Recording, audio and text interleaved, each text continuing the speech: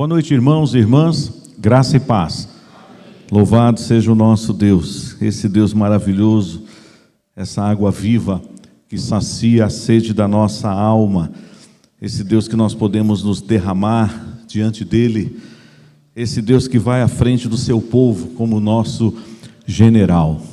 Louvado seja o nosso Deus. Deus abençoe aqueles que nos acompanham também pela transmissão no canal do YouTube da nossa igreja. Nesta noite nós iniciaremos a série Parábolas de Jesus. Já trabalhamos algumas parábolas de Jesus num período da escola dominical, num período de férias aqui na igreja, alguns anos atrás. E de vez em quando nós vamos voltar a estudar as parábolas de Jesus. Temos lindas parábolas, algumas não são tão conhecidas, não são tão pregadas, mas vamos nessa noite estudar duas parábolas. Elas têm a mesma aplicação, o mesmo sentido, um mesmo tema, por isso estudaremos elas duas juntas nessa noite. Mas que Deus abençoe cada irmão, cada irmã que está aqui, amigo, amiga, presente nesse culto de louvor e adoração ao nosso Deus. Que o Espírito Santo de Deus fale ao seu coração, aplicando a mensagem pregada. E para tanto eu convido os irmãos a que abram as Escrituras Sagradas no Evangelho segundo Mateus, capítulo 13. Mateus, capítulo 13, versos 44 a 46. Mateus 13, verso 44 a 46. Há uma só voz, façamos a leitura, irmãos, desse trecho das Sagradas Escrituras. O reino dos céus é semelhante a um tesouro oculto no campo, o qual certo homem, tendo achado, escondeu, e transbordante de alegria, vai, vende tudo o que tem e compra aquele campo. O reino dos céus é também semelhante a um que negocia e procura boas pérolas, e tendo achado uma pérola de grande valor, vende tudo o que possui e a compra. Amém. Vamos orar mais uma vez. Senhor, tua igreja, tua noiva, teu povo está reunido aqui neste lugar nessa noite. Que o Senhor esteja se agradando dos louvores, da adoração que estamos prestando ao Senhor. Queremos agora, ó Deus, receber a instrução da tua palavra. Ilumina-nos, ó Deus, com o teu Santo Espírito. Usa-me, ó Deus, como lhe aprouver, para promover a honra e a glória do teu nome e a edificação da tua igreja. E para que também a boa nova do Evangelho, ó Deus, seja pregada nessa noite. Nós oramos, ó Deus, em nome de Jesus. Amém. Na arte de ensinar, ninguém supera Jesus. Ele é o mestre dos mestres. Jesus é uma autoridade maior que nós temos na área do ensino. Se você quer aprender métodos de ensinar alguém, você pode fazer bons cursos, você pode fazer uma faculdade, mas eu te convido a olhar para as páginas das Escrituras e você verá, sobretudo nos Evangelhos, lições preciosas do nosso maior mestre, o nosso Senhor Jesus. E dentre o seu ensinamento, o Senhor Jesus usava um método que nesta noite nós vamos estudar duas delas, que é o método de ensinar, de contar parábolas. E existem outras parábolas na humanidade, mas nenhuma parábola pode ser comparada, não chega nem aos pés das parábolas compartilhadas nos evangelhos proferidas pelo nosso Senhor Jesus. O nosso Senhor Jesus, então, ele ensinava por intermédio de parábolas. E aqui há um paradoxo, porque ao mesmo tempo que as parábolas de Jesus, elas revelavam alguma coisa acerca do seu reino, em outra medida, as parábolas de Jesus, elas ocultavam dos seus ouvintes a mensagem do reino. Portanto, em algum momento, Jesus fala abertamente com as pessoas. Se tomarmos como princípio o livro, o Evangelho de Mateus, vocês observarão que lá no capítulo 5 de Mateus inicia-se o Sermão do Monte. Jesus ali anunciando o código de ética, por que não dizer assim, do reino de Deus, anunciando como é que nós devemos viver no reino do Senhor. Ele fala abertamente a todos que estão recebendo aquela instrução. Mateus capítulo 5, Mateus capítulo 6, Mateus capítulo 7. Depois nós vemos no capítulo 10, Jesus se dirigindo àqueles que ele chama, que ele escolhe, os apóstolos, e ele fala dos estímulos, das dificuldades, das recompensas, dos perigos.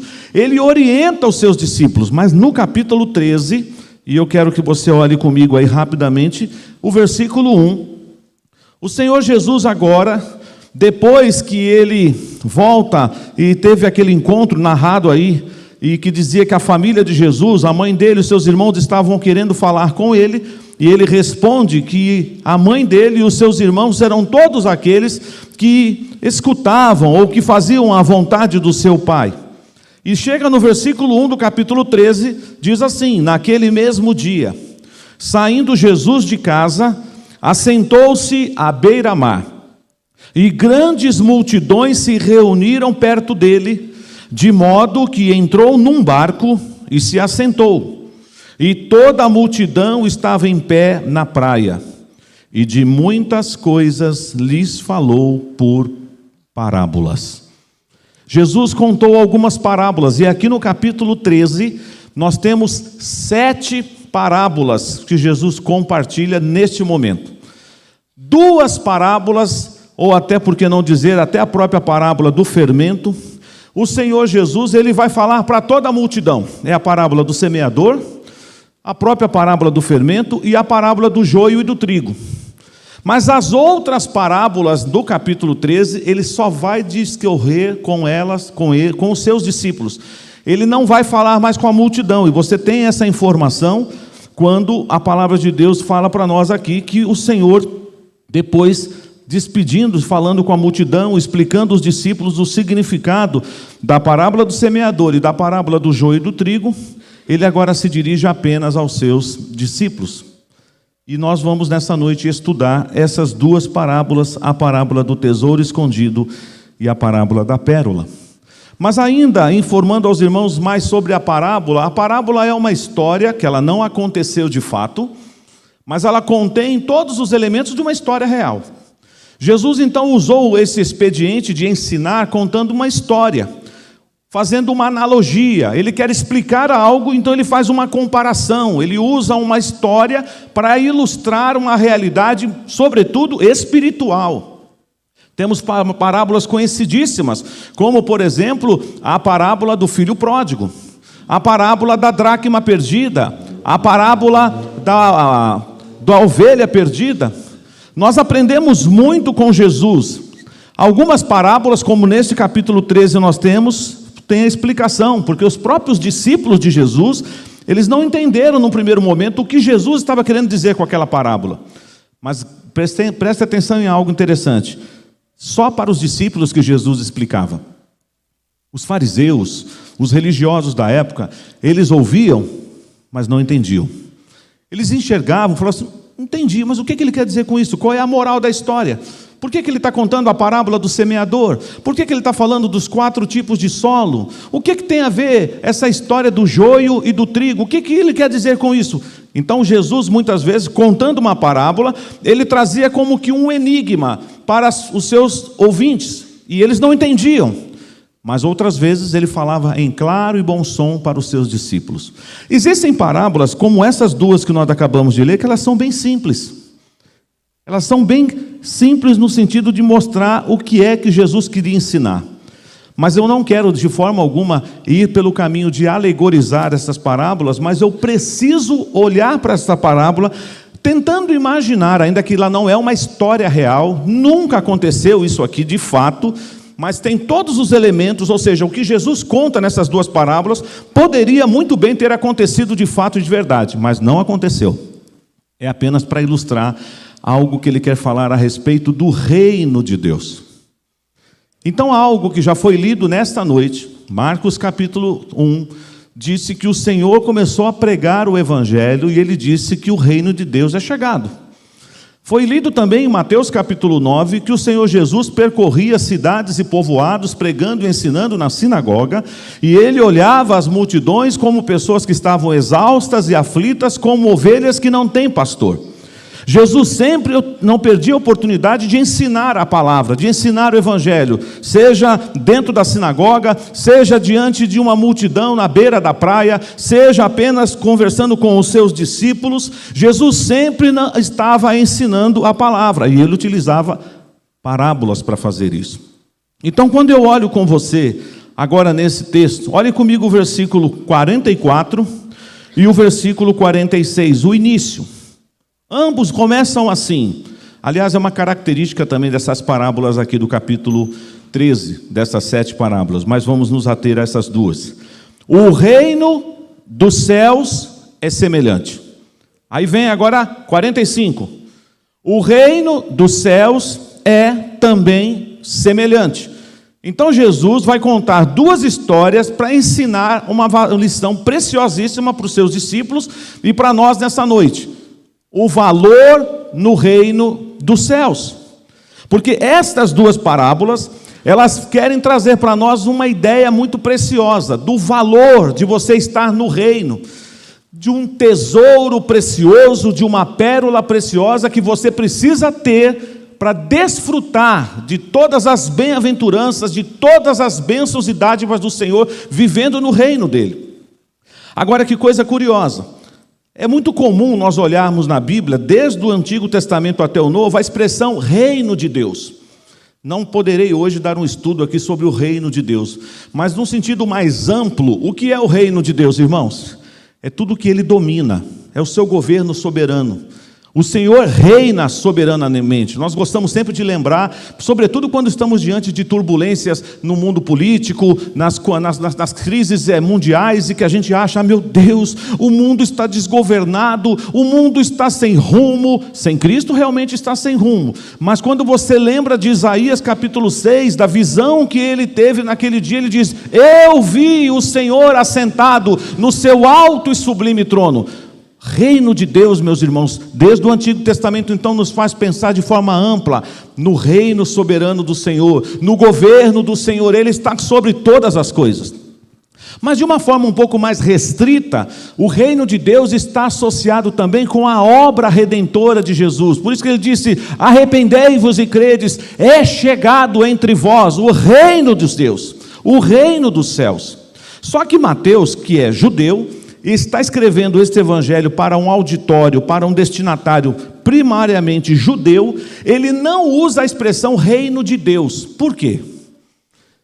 Sabe quantas vezes, irmãos, no evangelho de Mateus aparece a expressão reino dos céus? 34 vezes.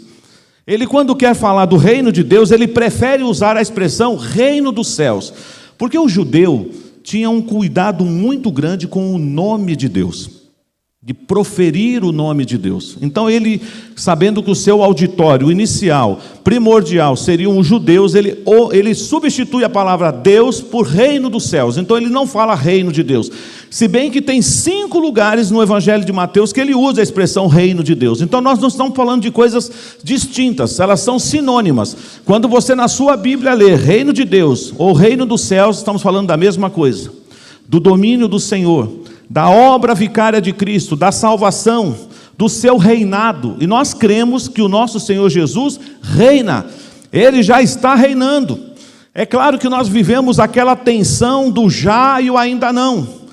Ainda o reino do Senhor, ele não está estabelecido de forma plena e total, mas o reino do Senhor já está entre nós. O reino do Senhor já está dentro de nós, segundo a própria palavra do Senhor. É importante eu trazer essas informações preliminares, porque o texto começa assim: o reino dos céus é semelhante. Então, a pergunta que não quer calar é: qual é o valor? Qual é o preço que eu preciso pagar para entrar no reino de Deus? Você já pertence ao reino de Deus? Você já pertence ao reino dos céus? Você faz parte do reinado do Senhor, ele reina sobre a sua vida, ele é o seu Deus soberano. Porque nesta parábola nós vamos aprender exatamente isso. Portanto, eu quero tentar explicar agora um pouco a história, mas parecendo que ela aconteceu de fato, então não se assustem com a maneira como eu vou começar a falar dessas duas parábolas, mas elas não aconteceram de fato, como eu já disse. É uma parábola, é uma ilustração, uma história que contém todos os elementos que poderia ser uma história real. Para alguns as parábolas revelam, para outros a parábola esconde. Esse é um mistério que Jesus fazia, por isso que ele falava por parábolas. Muito bem, o texto mostra para nós aí de um tesouro oculto no campo. Certamente, até nos nossos passeios, acampamentos, retiros, existe uma brincadeira chamada o quê? Caça ao tesouro. Mas essa ideia de caçar tesouro é coisa antiga, não é não, gente? Quantos filmes você já assistiu que tinha um tesouro enterrado em algum lugar e que o filme gira em torno de que tem que descobrir onde está aquele tesouro? E geralmente tem um mapa, não é assim? Quantos filmes você já assistiu e aí aquele mapa ele é disputado e quem tem o mapa está mais perto de chegar no tesouro. Porque com o mapa você pode chegar no lugar onde aquele tesouro está. Agora, por que será que Jesus usou essa história? E ele diz então que o reino dos céus é semelhante a um tesouro oculto no campo, igual a um homem que tendo achado, então a ideia aqui, o texto não dá muitos detalhes, como é que esse homem achou esse tesouro? Ele estava procurando esse tesouro? Foi um acaso? Ele estava limpando um terreno? Foi plantar uma árvore? Estava fazendo algum serviço, cavando o chão e de repente bateu numa coisa mais sólida? Ele falou, peraí, tem alguma coisa aqui debaixo, será que é uma pedra? E ele cavou e percebeu que tinha ali um baú, que tinha ali um recipiente, e ele tirou, e quando ele abre, o que ele encontra dentro? Muito tesouro. Para quem já assistiu filmes da Sessão da Tarde, quando a gente assistia, muitas pedras, muitas moedas de ouro, e aquilo, brilhava no rosto da pessoa assim.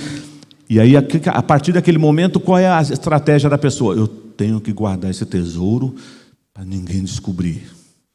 Às vezes ele enterrava no mesmo lugar, às vezes ele mudava o lugar, porque ele falava assim, vai que quem enterrou esse tesouro sabe, vai voltar aqui, mas aí eu já vou enterrar no outro lugar. Porém, olha que coisa interessante, ainda que seja uma história e não uma história, tem lição que a gente aprende nessa parábola sobre honestidade.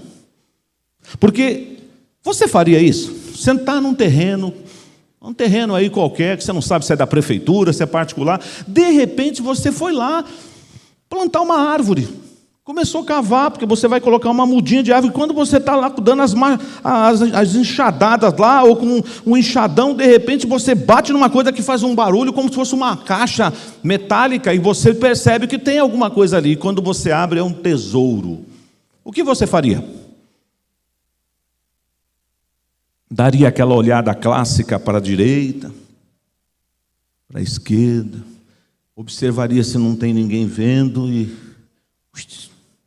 levaria o tesouro? Ninguém viu. Que é achado, né? Não é assim que muitos usam essa expressão? Por isso que é interessante, né? É tão raro hoje a honestidade no nosso mundo que quando alguém, por exemplo, devolve uma mala cheia de dinheiro para o seu dono, ele vai passar no Jornal Nacional. Está tão rara a honestidade que quando alguém devolve uma coisa que deixou no banco do Uber, ele vai ser elogiado. Ele não fez mais do que a obrigação. Não é assim que a gente tem que fazer? Quantos aqui certamente chegavam em casa com alguma coisa que achou na escola? Achou entre aspas, sabe? Aí a mãe falava assim, o que é isso aí? Ah, eu achei. Achou aonde? Ah, mãe, achei na sala. Na sala? Caído no chão. Bom, algum coleguinha seu deixou cair. Mãe, não tinha ninguém na sala. Todo mundo já tinha ido embora, mãe. Eu achei. Eu não roubei. Já fizeram essas brincadeiras? As crianças mais crescidinhas aqui de 50 anos já fizeram isso, né? E os pais já devem ter dado alguma lição para os seus filhos sobre isso. Então essa ideia de caçar tesouro, de procurar um tesouro, é uma coisa até interessante. Mas no texto que nós acabamos de ler, o que o homem fez, gente? Ele achou um tesouro. Não diz se eram de pedras preciosas, se eram só barras de ouro, se eram moedas de ouro, mas ele achou um tesouro. O que ele fez? Ele escondeu. Aonde? naquele terreno. O texto não diz quem é que enterrou aquele tesouro ali, mas a história conta que antigamente havia muitos saques. Quando tinham guerras, as pessoas saqueavam as casas. Isso não mudou muito, né? Acontece até hoje. E era muito comum que as pessoas pensavam assim: é melhor eu guardar as minhas economias num outro lugar do que deixar tudo dentro de casa. Então era comum as pessoas irem num terreno, num lugar longe, que só ele saberia, obviamente. Era um segredo que ele tinha que contar. Às vezes ele contava para a família e falava: olha, o nosso tesouro está enterrado lá debaixo daquela árvore. Mas nós não podemos contar para ninguém, é um segredo da família. Às vezes o patriarca não contava para ninguém. Só que aí tem um problema: e se ele morresse? Levou o segredo junto. Nunca mais ninguém ia descobrir o terreno. Talvez nem a esposa, nem os filhos sabiam do tesouro. Então nós não temos essa informação. E se não temos, não vamos nos preocupar com ela. Ele achou, parece que foi uma coisa casual. Mas a partir do momento que ele achou, ele falou: bom, isso aqui já foi de alguém, não é meu. Eu não vou levar para casa, eu vou guardar, eu vou devolver no lugar, vou esconder. E aí o que esse homem faz a partir daquele momento? Eu vou comprar esse terreno.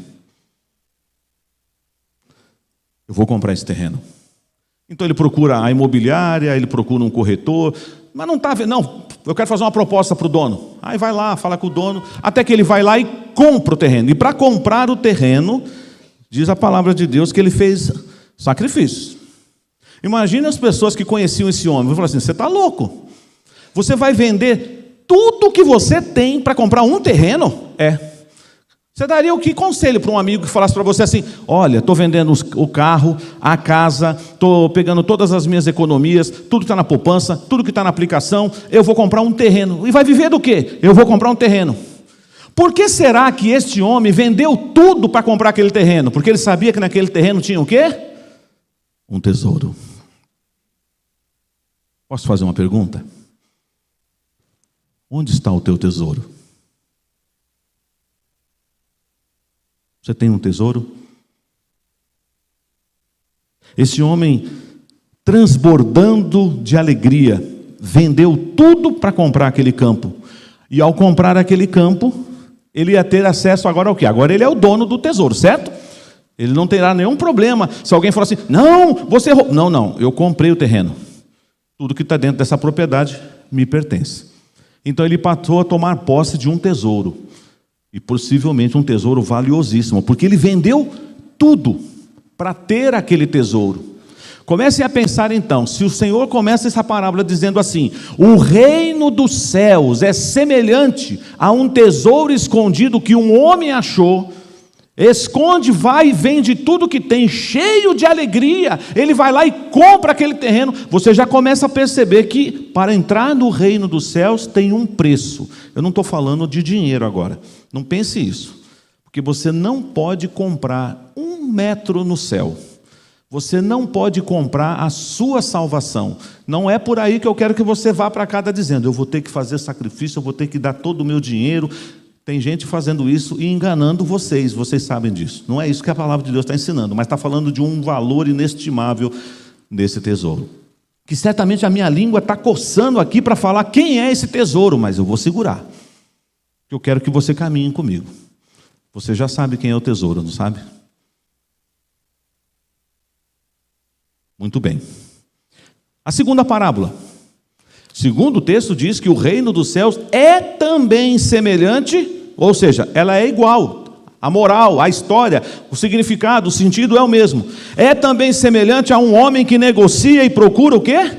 Boas pérolas. Esse daqui então ele vende pérolas. Está sempre à procura de uma pérola de grande valor. Mas a Bíblia diz que um dia ele achou, nessa busca de comprar e vender, uma pérola que ele nunca viu. Ele falou: não, olha que eu tenho experiência, hein?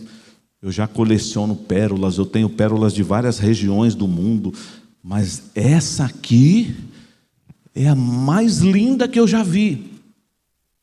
E aí o texto não dá essa informação, mas certamente ela tinha um valor. E certamente o valor dessa pérola era altíssimo. E o que é que esse homem faz, irmãos? Vendeu tudo. Eu quero chocar você mesmo. Aí você fala: você está louco? vendeu a casa, vendeu o carro, pegou todas as finanças, pegou todos os bens, vendeu tudo para pegar o dinheiro e ir lá e comprar essa pérola. Você diria o que para uma pessoa que faz isso? Você está louco? Vai vender sua casa, vai vender seu carro, vai pegar suas posses, vai entregar tudo, vai negociar tudo, por causa de uma pérola. Mas não é qualquer pérola. É a pérola das pérolas. Eu nunca vi uma pérola que nem esta. Logo a gente pode dizer que esse segundo exemplo, essa segunda comparação de que o reino dos céus é semelhante agora a um homem que negocia boas pérolas, também passa pelo mesmo sentido da primeira.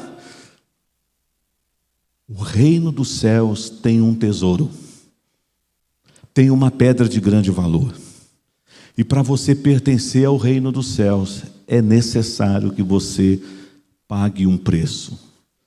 Mas eu vou fazer outra ressalva para não parecer que eu estou te levando por um lado que a decisão é sua. A decisão não é sua, nunca foi minha, nunca será. A obra é de Deus, é Ele que começou a boa obra em nós, e é Ele que vai completá-la até o dia de Cristo Jesus. Você não pode comprar a sua salvação. Não é por aí.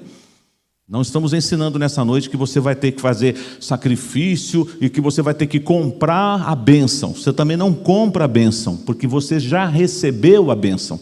O alto preço, o grande preço foi pago por Jesus lá na cruz. Mas a partir do momento em que você toma posse, que você recebe essa bendita salvação, que você é transformado em filho de Deus, o Senhor requererá de cada um de nós aqui, de todos nós, um sacrifício. Esse é o ponto.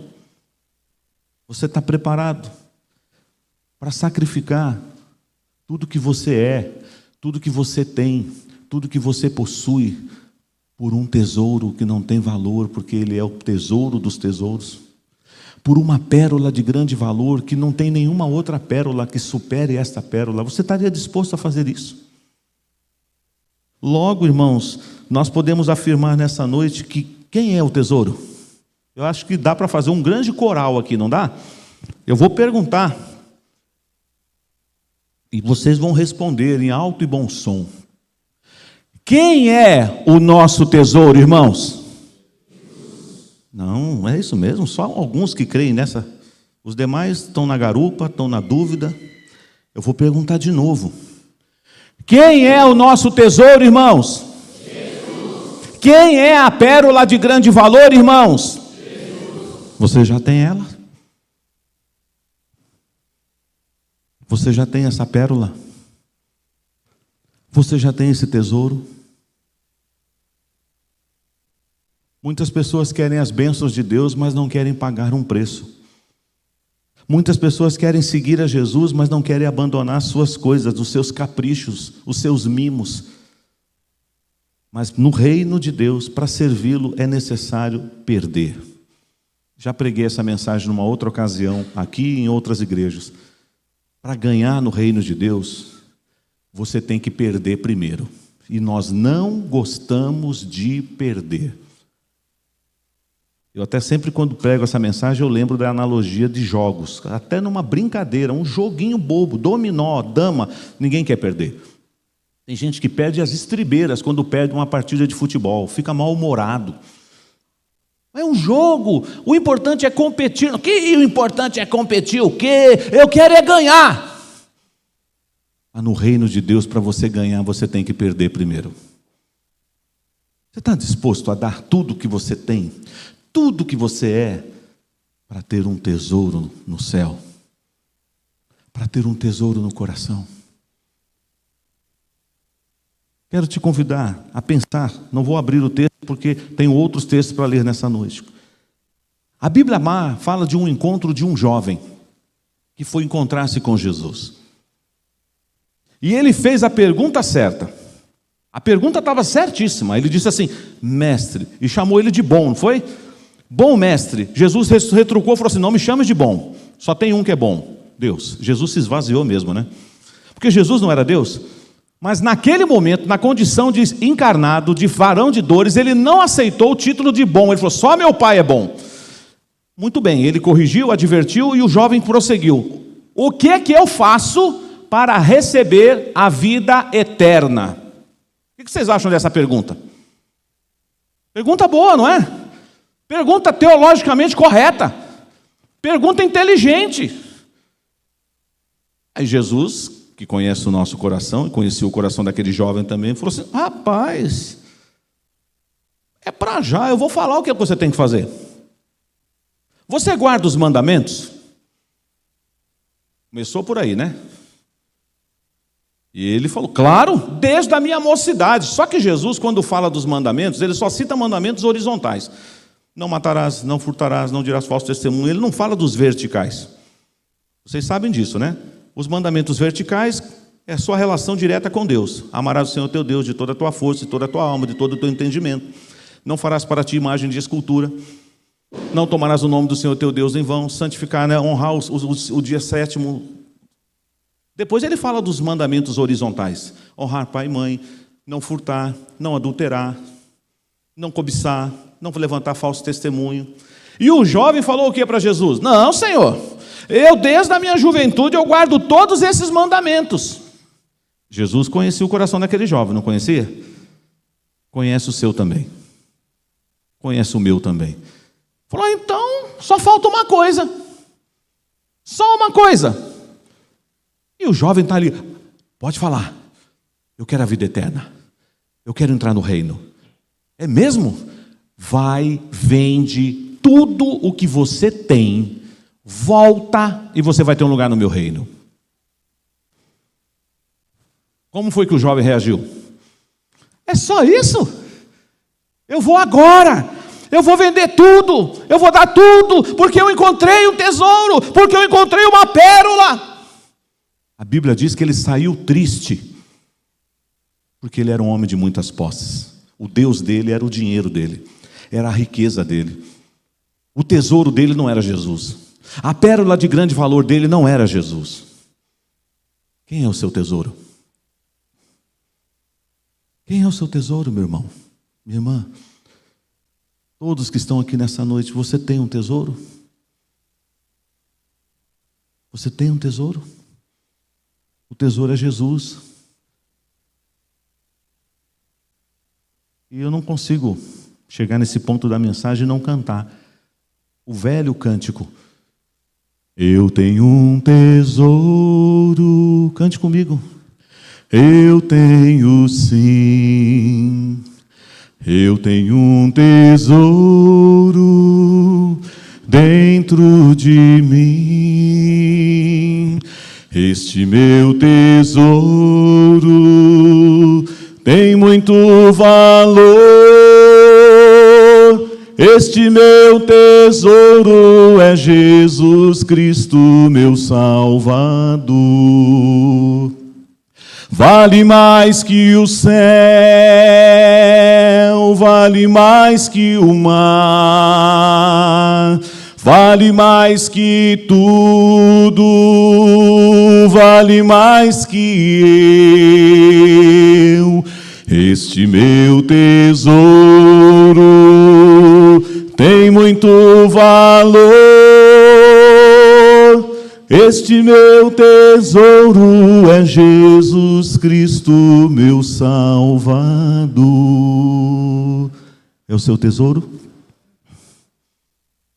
O reino dos céus é semelhante a um tesouro oculto no campo, o qual certo homem, tendo achado, escondeu e transbordante de alegria, vai, vende tudo o que tem e compra aquele campo.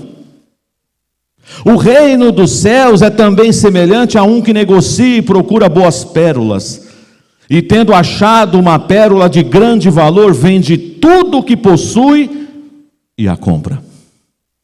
Eu contei a história do jovem rico, certo? Ele não comprou o tesouro.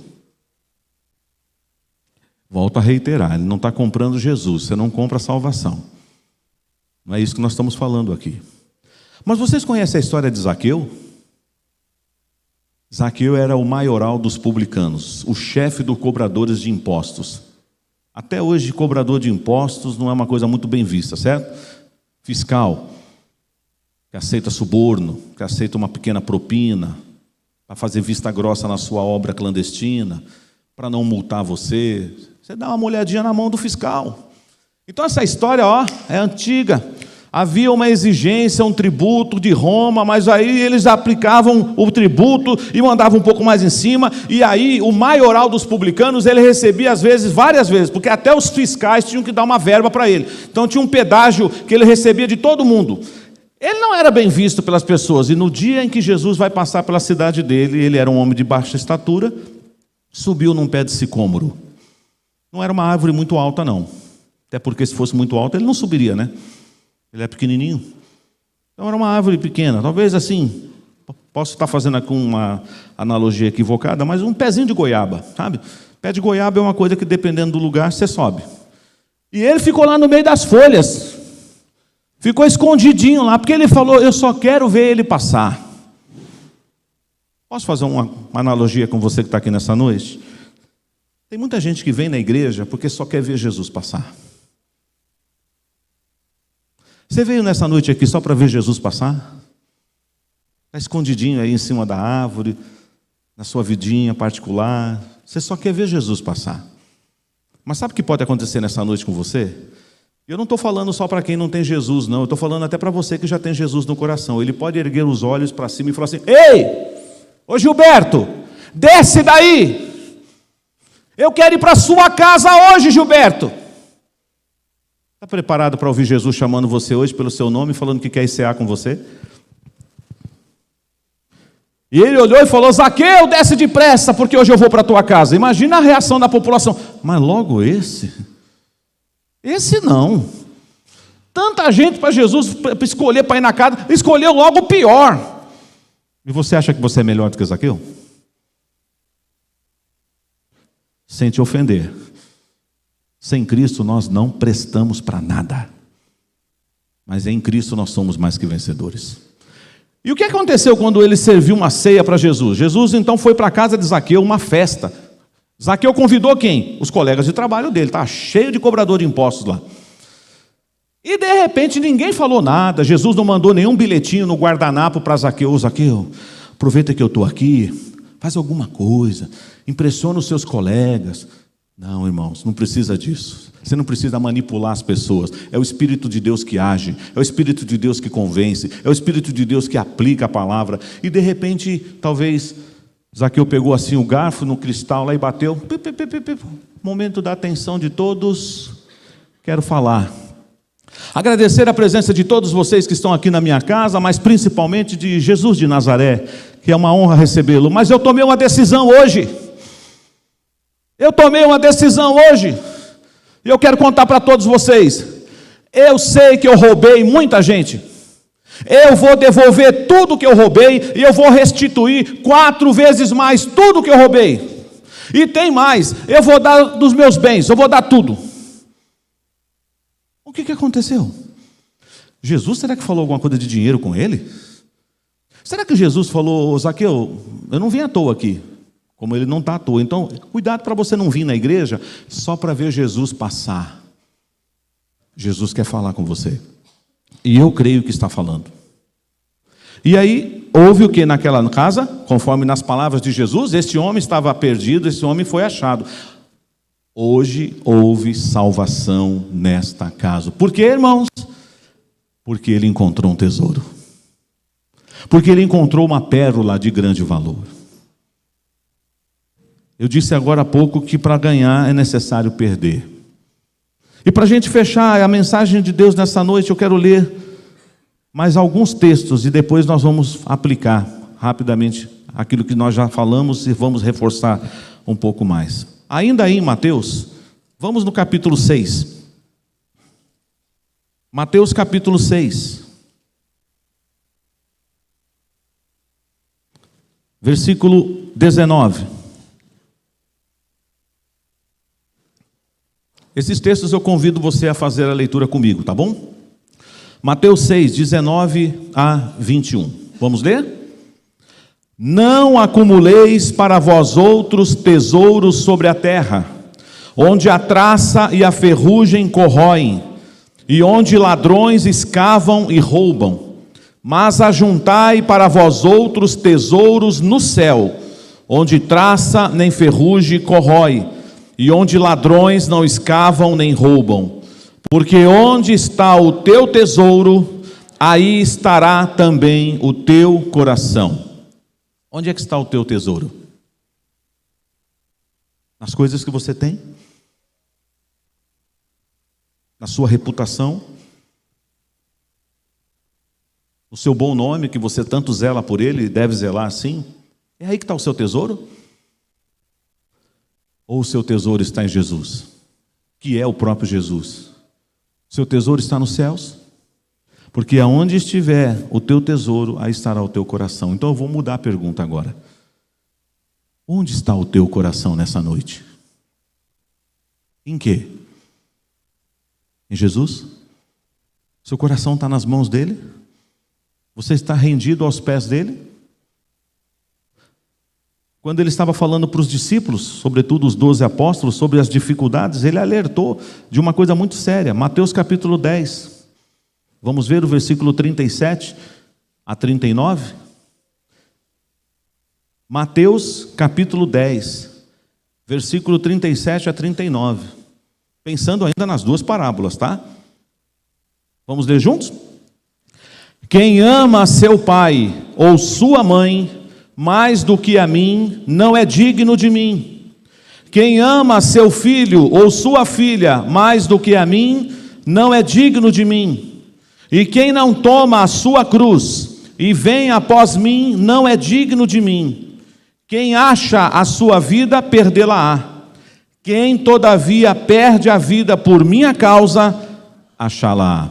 Esse texto está te ensinando para não amar seu pai e sua mãe? Não.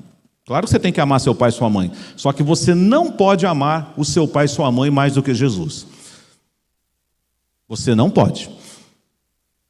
Você não pode amar mais o seu marido e a sua esposa mais do que Jesus. Você não pode amar mais o filho que você tanto ama, a filha que você tanto ama, mais do que Jesus. Jesus é prioridade na sua vida. Buscar Ele em primeiro lugar. Isso significa que você está abrindo mão de tudo, vendendo tudo, para comprar um terreno que tem um tesouro escondido.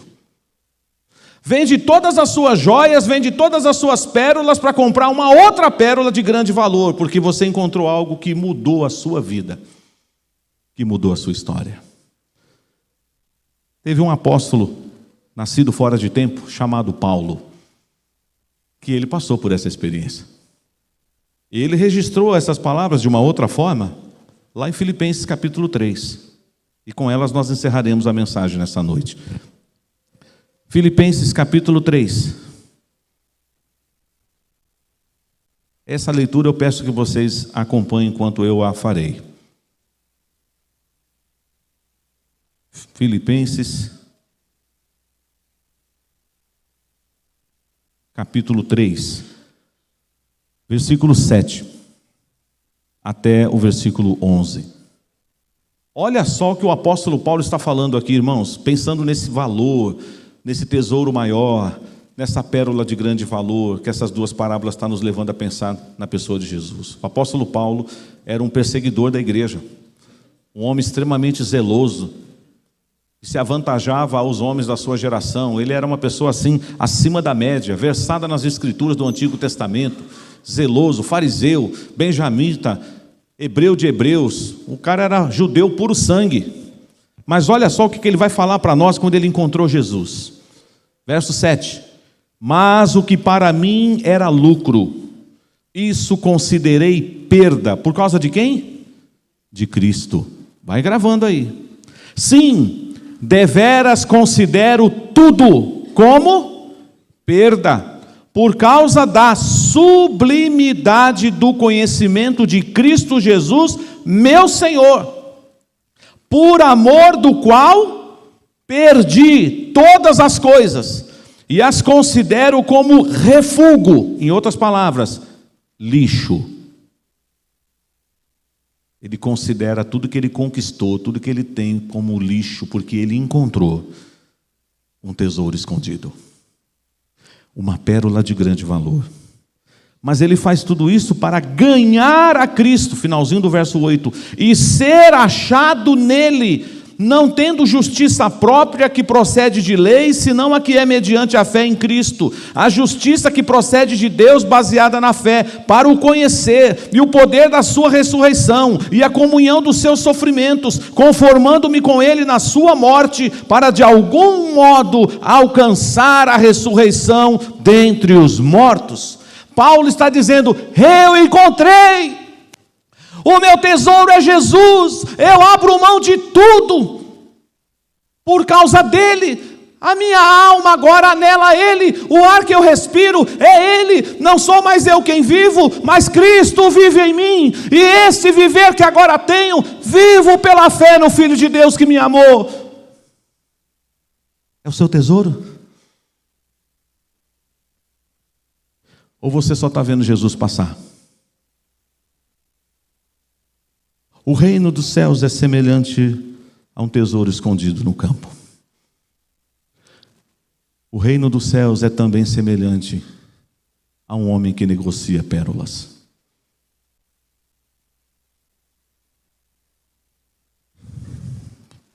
Até quanto você está disposto, entendendo que você é constrangido pelo amor de Deus, ele envolveu sua alma, seu coração, disposto a pagar o preço? Lembrando que você só pode pagar esse preço da renúncia, de abrir mão de coisas, porque ele pagou o maior preço. Senão eu não faria nada. Porque senão nós corremos o risco de sair dizendo aqui: está vendo, pastor? Tem que fazer sacrifício para entrar no céu, né? Tem que fazer sacrifício, mas esse sacrifício já foi feito por uma pessoa. Jesus. É ele. E que nós vamos daqui a pouco participar da mesa do Senhor e lembrar da sua morte vicária. Você tem um tesouro? Qual é o nome dele? Você tem uma pérola de grande valor? Qual é o nome que você deu para essa pérola? Jesus. O nome que está sobre todo nome, pelo qual importa que nós sejamos salvos. A ele toda a honra e toda a glória. Jesus era mestre em contar histórias, o melhor de todos, incomparável, não tem ninguém mais que sabe ensinar como Jesus. E ele gostava de contar parábolas.